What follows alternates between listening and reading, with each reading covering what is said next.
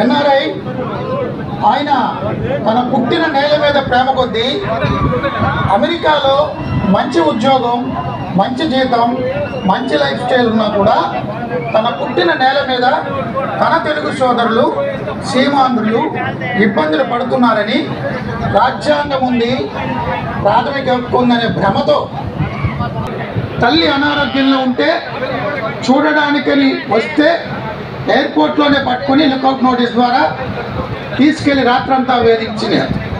అలాంటి యశ్ బొద్దులూరి రెస్పాన్స్ చెప్పడానికి మనతో లైవ్లో సిద్ధంగా ఉన్నారు. యశ్ బొద్దులూరి, కంగ్రాచులేషన్స్, మీ పోరాటం ఫలించిందా? స్వేచ్ఛగా ఇండియాకి రాగలరా? అమ్మ ఒడికి చేరగలరా? ఏమనిపిస్తుంది? నమస్కారం మూర్తి గారు, టీవీ ప్రేక్షకులందరికీ నమస్కారాలు. ఈరోజు ఆంధ్రప్రదేశ్ రాష్ట్రంలో రాక్షస పాలనని అంతమొందించినందుకు ప్రజలందరికీ కూడా ఆ పాఠాభివందనాలు. ఎందుకంటే ఈరోజు ఆంధ్రప్రదేశ్ రాష్ట్రంలో జగన్మోహన్ రెడ్డి రాష్ట్ర వ్యాప్తంగా గత 5 సంవత్సరాలుగా ప్రశ్నించిన ప్రజలను చంపేశాడు, ప్రశ్నించిన ప్రతిపక్షాలని దొంగ కేసులు పెట్టారు, అలానే ప్రశ్నించిన మాలాంటి వాళ్ళు కూడా చంపాలనే ప్రయత్నం చేశారు. ఇవన్నీ కూడా ప్రజలందరూ గమనించి ఈరోజు ఓటు రూపాన ఆంధ్రప్రదేశ్ రాష్ట్ర ప్రజలందరూ కూడా జగన్మోహన్ రెడ్డి గారికి సరైన సమాధానం చెప్పారని నేను భావిస్తున్నా. అదేవిధంగా ఇప్పటికైనా జగన్మోహన్ రెడ్డి లాంటి నియంతలందరూ కూడా ప్రజాస్వామ్యాలను లోబడి పరిపాలన అందించాలని ఇప్పటికైనా అర్థమవుతుందని ఆశిస్తున్నా.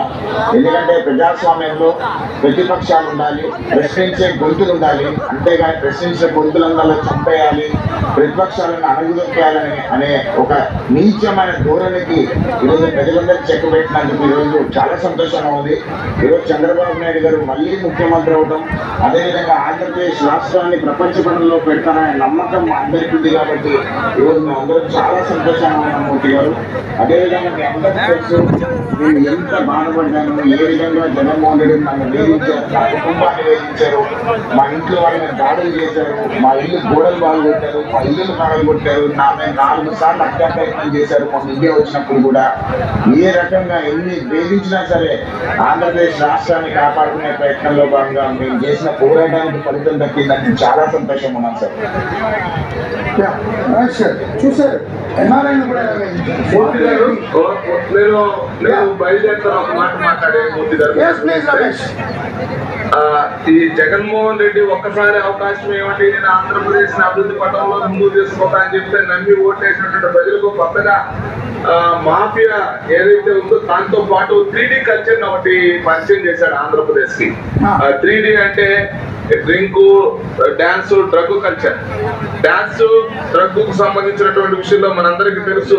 ఎక్కడ భారతదేశంలో ఎక్కడ ఏ ప్రాంతంలో దొరికినా కూడా దాని మూలాలు ఆంధ్రప్రదేశ్ లో ఉండే విధంగా చేశాడు. అంతేకాదు ఇది ఎర్రచందనం, విలువైనటువంటి ఎర్రచందనాన్ని పక్క దేశాలు పంపించినటువంటి మహానుభావుడు జగన్మోహన్ రెడ్డి ఈ రాష్ట్రంలో ఉచితంగా గతంలో చంద్రబాబు నాయుడు గారి హయాంలో ఎవరైతే పేదలు ఇల్లు కట్టుకోవాలనుకుంటే ఇబ్బందులు లేకుండా ప్రకృతి ద్వారా లభించినటువంటి ఇసుక ఏదైతే ఉందో ఉచితంగా దొరికేది. పేదలు చేసి పని లేకుండా పోయి ఈ రోజు ఇసుక వచ్చే అమాంతరం పెట్టేస్తాయి.